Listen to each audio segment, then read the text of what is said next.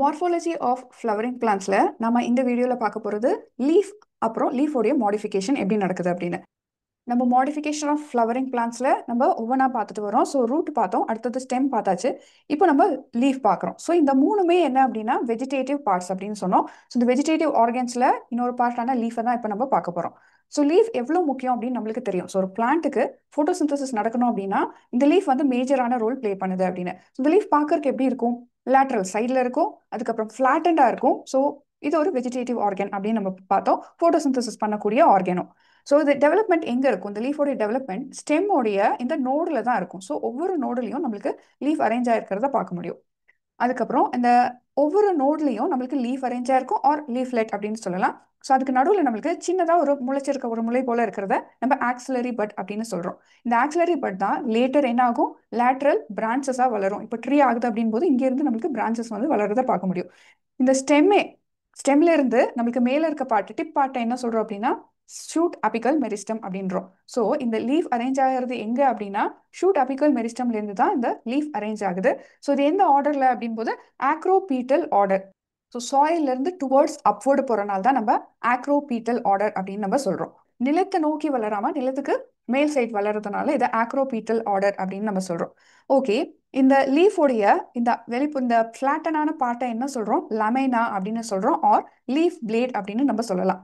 So இந்த leaf plate லமைனா flutter ஆகிறதுக்கு help பண்ணுறது எது? பிடிஓல். ஸோ இந்த பிடிஓல் தான் நம்மளுக்கு இந்த லீஃபை தாங்கி பிடிச்சிருக்கிறதும் இந்த லீஃப் ஃப்ளட்டர் ஷேக் ஆகிறதுக்கும் ஹெல்ப் பண்ணும். ஸோ இந்த ஃப்ளட்டரிங் எதுக்கு ஹெல்ப் பண்ணும்னா இந்த பிளான்ட்டுக்கே ஒரு கூலிங் எஃபெக்ட் கொடுக்கக்கூடியதாக இருக்கு. இப்போ லீஃப் உடைய பார்ட்ஸ் பார்க்கலாம். ஸோ லீஃப் உடைய பார்ட்ஸ் வந்து இதுதான் வந்து பிளேட், அதாவது லீஃப் பிளேட் ஆர் லமைனா அப்படின்னு பார்த்தோம். இந்த லீஃபை தாங்கி கொண்டிருக்கக்கூடிய இந்த ரீஜனை பிடிஓல் அப்படின்னு சொல்கிறோம். ஸோ இந்த பிடிஓல் எதோட அட்டாச் ஆயிருக்கு? பிரான்ச், அதாவது இந்த ஸ்டெம்மோடைய எட்ஜில் இருந்து அரேஞ்ச் ஆயிருக்கு, ஒவ்வொரு நோட்லேருந்தும் அரேஞ்ச் ஆயிருக்கு. ஸோ இந்த நோட்லேருந்து அரேஞ்ச் ஆயிருக்க இந்த பிடிஓலுக்கும் இந்த ஸ்டெம்முக்கும் இடையில என்ன இருக்கு அப்படின்னா ஸ்டிப்யூல்ஸ் அப்படின்னு நம்ம சொல்கிறோம். இப்போ இந்த லீஃபுக்கு உள்ள வந்து வெயின்ஸ் எப்படி அரேஞ்ச் ஆயிருக்கு அப்படின்னா இந்த பிடிஓலேருந்து ஸ்டார்ட் ஆகி சென்டராக அரேஞ்ச் ஆயிருக்கிறத நம்ம மிட் வெயின் அப்படின்னு நம்ம சொல்றோம். அதுக்கப்புறம் இந்த சைடில் அரேஞ்ச் ஆயிருக்கக்கூடியது லேட்ரல் வெயின்ஸ் அப்படின்னு சொல்றோம். ஸோ லீஃபோடைய டிப்பை நம்ம ஆபெக்ஸ் அப்படின்னு நம்ம சொல்றோம். ஸோ இதில் பார்த்த மாதிரி இப்போ இந்த மார்ஜின் வந்து ஒவ்வொரு லீஃபுக்கும் வந்து மாறுபடும். சில லீஃப்ல கர்வியா இருக்கும், சில லீஃப்ல கொஞ்சம் உள்ள போய் வெளியில வரும், இன்சிஷன் அப்படின்னு நம்ம சொல்றோம் அதை. ஸோ இந்த லீஃபோடைய வெயின்ஸ் வேரி ஆகும், மார்ஜின்ஸும் வேரி ஆகும். அது அந்தந்த பிளான்டோடைய ஸ்பீஷஸை பொறுத்து வேரி ஆகும். ஓகே, இப்போ இந்த மோனோகாட்ல அண்ட் டைகாட்ல இந்த லீஃப் எப்படி அரேஞ்ச் ஆயிருக்குன்னு பார்க்கலாம். ஸோ இப்போ மோனோகாட்ல இந்த பிடிஓல் எப்படி அரேஞ்ச் ஆயிருக்குன்னா பல்வினஸ் பிடிஓல் அப்படின்னு நம்ம சொல்றோம். ஸோ இந்த பிடிஓலோடைய எட்ஜ் வந்து இந்த ஸ்டெம் கூட அட்டாச் ஆயிருக்க அந்த பல்ப் லைக் பார்ட் என்ன சொல்றோம்னா பல்வினஸ் அப்படின்னு சொல்றோம். இது மோனோகாட்ல லீஃப் பிளேட் அப்படின்னு சொல்ற அந்த லீஃப் அதனுடைய எட்ஜ் அந்த ஸ்டெம் கூட அட்டாச் ஆயிருக்கக்கூடியது வந்து லீஃப் ஷீத்தா இருக்கு இப்போ மோனோகாட் அப்படின்னும் போது. ஓகே, இப்போ வெயின்ஸ் எப்படி அரேஞ்ச் ஆயிருக்கு, அப்புறம் லீஃபோடைய மார்ஜின் எப்படி அரேஞ்ச் ஆயிருக்குன்னு பார்ப்போம். ஸோ இந்த மார்ஜினை பொறுத்து ஒவ்வொரு ஸ்பீஷஸ் ஆஃப் பிளான்ட்டுக்கும் இந்த மார்ஜின் வேரி ஆகும். ஸோ இந்த மாதிரி ஜஸ்ட் ரொம்ப கவியெல்லாம் இல்லாமல் இருந்தால் இது சிம்பிள் லீஃப் அப்படின்னு சொல்கிறோம். இந்த சிம்பிள் லீவ்ஸ்லேயே சின்ன சின்ன மாடிஃபிகேஷன். ஸோ லைட்டாக இந்த டென்ஸ் இருந்தால் அதை டென்டேட் ஆர் செர்ரேட் லீஃப், க்ரீனேட், இந்த மாதிரி கொஞ்சம் வளைஞ்சிருந்தா க்ரீனேட், ஆர் கொஞ்சம் நல்லாவே லோப்ஸாக இருந்தால் அதில் லோப்ட் அப்படின்னு சொல்கிறோம். நிறையாவே இன்சிஷன். ஸோ இந்த இன்சிஷன்ஸ் தான் என்ன சொல்கிறோம்? இப்படி குழியாக இருக்கிறது, கம்மியாக இருக்கிறது, இந்த இன்சிஷன்ஸ் தான் இந்த மாதிரி டிஃபரன்ஸ் வேரியேஷன்ஸை ஏற்படுத்தக்கூடியது. இப்போ வீனேஷன் அப்படின் போது நம்மளுக்கு இங்கே பார்த்தோம் லீஃபோடைய சென்ட்ரலில் வெயின்ஸ் இருக்கும். ஸோ இந்த வெயின்ஸ் வந்து சென்ட்ரல் மிட்ரிப் அப்படின்னு சொன்னோம். இந்த மிட்ரிப்லேருந்து சைடில் அரைஸ் ஆகக்கூடியது டிஃப்ரெண்ட் வெயின்ஸ், அப்புறம் வெயின்லெட்ஸ். இந்த வெயின்ஸ் வந்து இப்படி அரேஞ்ச் ஆயிருந்தா இது வந்து டைகாட்ல வந்து இந்த பிளான்ட்ல இருக்கக்கூடிய இந்த வெயினை என்ன சொல்றோம்னா ரெட்டிகுலேட் வீனேஷன் அப்படின்னு சொல்றோம். இதே மோனோகாட்ல வந்து இப்படி பேரலா, அதாவது எந்த பிரான்ச்சஸும் இல்லாம இங்கே ஸ்டார்ட் ஆனாக்கா அந்த லீஃப் டிப் வரைக்கும் போகும் அந்த வெயின்ஸ். ஸோ இப்படி அரேஞ்ச் ஆயிருக்கனால இந்த பேரலல் வீனேஷன் அப்படின்னு நம்ம சொல்லலாம். ஸோ இந்த வெயின்ஸ் அண்ட் வெயின்லெட்ஸ் எதுக்கு ஹெல்ப் பண்ணும்? இந்த லீஃபுக்கு ஒரு ஸ்ட்ரென்த் கொடுக்க, ரிஜிடிட்டி கொடுக்க, அதுக்கப்புறம் வாட்டர் மினரல்ஸை டிரான்ஸ்போர்ட் பண்ணுறதுக்கு ரூட்ல இருந்து லீஃபுக்கும், அப்புறம் ஃபுட், இந்த லீஃப் ப்ரொடியூஸ் பண்ணக்கூடிய ஃபுட்டை லீஃப்ல இருந்து ஸ்டெம் அப்புறம் கீழே ரூட் வரைக்கும் டிரான்ஸ்ஃபர் பண்ணுறதுக்கு ஹெல்ப் பண்ணும் இந்த வெயின்ஸ். ஓகே, இப்போ அடுத்ததா நம்ம டைப்ஸ் ஆஃப் லீஃப் பார்க்கலாம். ஸோ டைப்ஸ் அப்படின்னு பார்க்கும்போது நம்மளுக்கு மோனோகாட் அண்ட் டைகாட் அப்படின்றதுல வந்து நம்ம நார்மலாக வீனேஷன் வச்சு பார்த்தோம். இப்போ டைகாட்லேயே பார்க்கலாம் அப்படின்னா ஸோ லீஃபை வந்து நம்மளுக்கு சிங்கிள் லீஃபாக பார்க்க முடியும். இப்படி நிறைய லீஃப் லெட்ஸ் கொண்ட இந்த லீஃபாக வந்து பார்க்க முடியும்.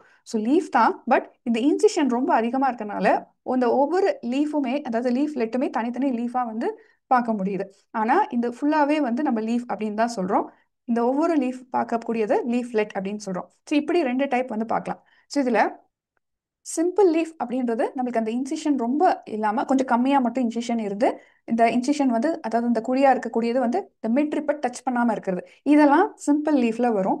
நார்மலாக நம்ம நிறைய ஹைபிஸ்கஸ் போல பிளான்ட்ல பார்க்கக்கூடிய லீஃப். சில பிளான்ட்ல நம்ம லீஃப்லெட்ஸ் இருக்கும்னு சொன்னோம். ஸோ அதை காம்பவுண்ட் லீஃப் அப்படின்னு சொல்றோம். காம்பவுண்ட்லேயே ரெண்டு வகை இருக்கு. ஒன்று பாமேட்லி காம்பவுண்ட். ஸோ நம்ம பாம் கையில் இருக்கக்கூடிய அந்த உள்ளங்கை போல இருக்கிறதுனால பாம் அப்படின்னு சொல்றோம். ஸோ பாமேட்லி காம்பவுண்ட் லீஃபா இருக்கலாம். இன்னொன்று இந்த மாதிரி பின்னேட்லி காம்பவுண்ட் லீஃபா இருக்கும். ஸோ இந்த மிட்ரிப்ல இருந்தே நிறைய லீஃப்லெட்ஸ் வந்து அரேஸ் ஆயிருக்கும். பேட்டியோலோட டிப்ல இருந்தே இந்த லீஃப்லெட்ஸ் எல்லாம் வந்து அரேஞ்ச் ஆயிருக்கும். இதுதான் இந்த பாமேட்லி காம்பவுண்டுக்கும் பின்னேட்லி காம்பவுண்ட் லீஃபுக்குமான டிஃபரன்ஸ். ஓகே, இந்த பின்னேட்லி காம்பவுண்ட்ல இன்னும் கொஞ்சம் டீட்டெயிலாக நம்ம பார்த்தோம்னா, இப்போ பின்னேட்லியில கீழே நம்மளுக்கு எப்போதும் போல இந்த இந்த பிடிஓல் ஜாயினா இருக்கக்கூடிய ஸ்டெம் கூட ஜாயின்டா இருக்கக்கூடிய பார்ட் சிலது டைரக்டா இருக்கலாம், சிலது பல்வினஸ் பல்ஜிட்டு இந்த பல்வினஸ் வந்து இருக்கும். ஸோ இந்த பிடிஓல இருந்து போகக்கூடியதுல நம்ம என்ன சொல்றோம், லீஃப்குள்ள என்டர் ஆகக்கூடிய அந்த மிட்ரிப்பர் ராச்சஸ் அப்படின்னு சொல்றோம். அதுலேருந்து அந்த லீஃப்லெட்குள்ள சில லீவ்ஸ் இன்னும் டைனி லீஃப்லெட்டா வந்து பார்க்க முடியும். ஸோ அந்த பின்யூல் ஆர் லீஃப்லெட்ன்றோம். அதுல இருக்கக்கூடியது ராச்சுலா அப்படின்னு சொல்லலாம். நமக்கு அந்த அளவுக்கு ராச்சுலா அளவுக்கு டீட்டெயில் வேணாம். இப்போ ராச்சஸ் அப்படின்றது தெரிஞ்சா போதும். ஸோ மிட்ரிப் இங்க என்னவா மாடிஃபை ஆகுது அப்படின்னா ராச்சஸா மாடிஃபை ஆகுது. ஸோ இந்த ராச்சஸ் அப்படின்றது என்ன, இந்த ஒவ்வொரு லீஃப்லெட்ஸும் வந்து இப்படி ஜாயின் ஆகக்கூடிய இந்த மிடில் வெயின். ஸோ இதை தான் நம்ம ராச்சஸ் அப்படின்னு சொல்றோம். ஓகே, இப்போ இந்த ஆக்சிலரி பட் அப்படின்னு பார்த்தோம். ஸோ இது ரெண்டு டைப் ஆஃப் லீஃப்லயும் இருக்குமா அப்படின்னா கண்டிப்பா இருக்கும். அடுத்ததா இப்போ இந்த ஃபில்லோடாக்சி அப்படின்னு எடுத்துக்கிட்டோம்னா இதுல ஆல்டர்னேட், ஆப்போசிட், வேர்ல்ட் அப்படின்னு நம்ம பார்க்கலாம். ஸோ ஃபில்லோடாக்சி அப்படின்றது என்னன்னா லீஃப் எப்படி இந்த ஸ்டெம்மோட அரேஞ்ச் ஆயிருக்கு. ஸோ ஒரு நோட்ல ஒரு லீஃப் எதர் இந்த சைடு ஆல்டர்னேட்டிவா ஒன்று இந்த பக்கம், அப்புறம் அடுத்த நோட்ல இருந்து இந்த பக்கம் இப்படி ஆல்டர்னேட்டிவா அரேஞ்ச் ஆயிருந்தா இது ஆல்டர்னேட் லீஃப் அப்படின்னு சொல்றோம். ஆல்டர்னேட் ஃபில்லோடாக்சி அப்படின்னு நம்ம சொல்றோம். இது ஹைபிஸ்கஸ், சைனா ரோஸ்ல பார்க்க முடியும், சன்ஃப்ளவர்ல, அப்புறம் மஸ்டர்ட் பிளான்ட்லயும் இந்த லீஃப் அரேஞ்ச்மெண்ட் வந்து பார்க்க முடியும். இப்போ அடுத்த டைப் என்ன அப்படின்னா ஆப்போசிட். ஸோ ஆப்போசிட் போது இந்த கேலோட்ராபிஸ் எருக்கு செடியிலையும் நம்மளுடைய கொய்யா செடியிலையும் இந்த லீஃப் அரேஞ்ச்மெண்ட் பார்க்க முடியும். அதாவது ஒரு நோட்ல ரெண்டு லீவ்ஸ் வந்து எய்தர் சைட், ஸோ இப்படி ஆப்போசிட்டா அரேஞ்ச் ஆயிருக்கு. அடுத்த நோட்ல அடுத்த ரெண்டு லீஃப் அடுத்த ஆப்போசிட் சைட்ல அரேஞ்ச் ஆயிருக்கு. ஸோ ஒரு லீஃப் இப்படி அரேஞ்ச் ஆயிருக்கு அப்படின்னா அடுத்த நோட்ல இருக்க லீஃப் இந்த பக்கம் நம்மள பார்த்த மாதிரி இந்த மாதிரி அரேஞ்ச் ஆயிருக்கும். ஸோ இப்படி ஸ்டெம்ல அரேஞ்ச் ஆயிருக்கிறது தான் ஆப்போசிட் அப்படின்றோம்.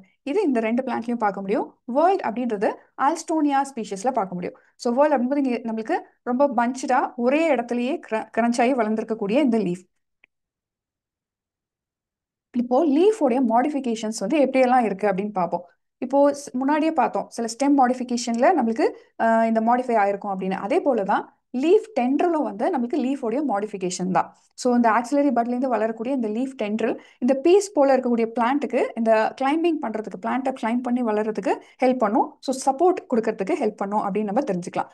அடுத்ததா நம்ம இந்த கேக்டஸ்ல பார்க்கலாம். ஸோ கேக்டஸ்ல நம்மளுக்கு லீஃப் எப்படி மாடிஃபை ஆயிருக்குன்னா ஸ்டெம்ஸா சாரி ஸ்பைன்ஸா வந்து மாடிஃபை ஆயிருக்கு. நம்ம ஸ்டெம்லயே பார்த்தோம் மாடிஃபிகேஷன் ஆஃப் ஸ்டெம்ல நம்மளுக்கு சில ஸ்டெம்ஸ் வந்து இப்படி மாடிஃபை ஆயிருக்கும். கேக்டஸ்லாம் பார்த்தோம், ஒப்பென்ஷியால பார்த்தோம். ஸோ ஸ்டெம் தான் நம்மளுக்கு போட்டோசிந்தசிஸ் பண்ணக்கூடிய மேஜர் பார்ட்.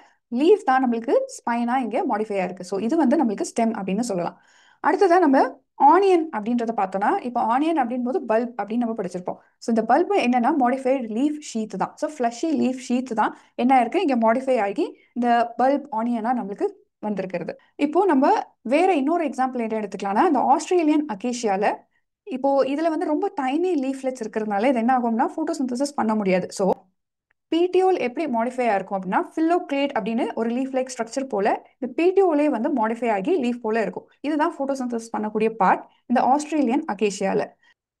இன்னொரு எக்ஸாம்பிள்ஸ் இந்த லீஃப் மாடிஃபிகேஷனுக்கு நம்ம வீனஸ் ஃப்ளை ட்ராப். ஸோ இது லீஃப் தான் இப்படி இந்த ஒரு இன்செக்ட்ஸை கேப்சர் பண்ணக்கூடிய ஒரு பார்ட்டா இருக்கு. அதே போல இந்த பிக்சர் பிளான்ட்லயும் இந்த இன்செக்ட்ஸை கேப்சர் பண்ணக்கூடிய பார்ட் என்ன அப்படின்னா லீஃப் தான் மாடிஃபை ஆயிருக்கு.